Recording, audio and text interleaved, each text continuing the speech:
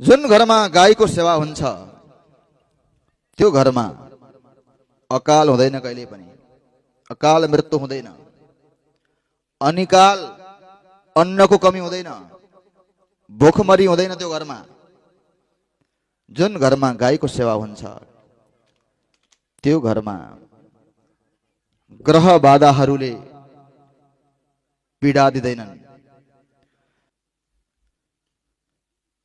पितृदोष दूर हुन्छ। जुन घरमा गाईको सेवा गरिन्छ त्यो घरमा प्रेत बाधा हुँदैन, प्रेत बाधाले दुःख दिँदैन। हामीहरू घर बनाउँदा वास्तुको परीक्षण गर्ने परम्परा छ।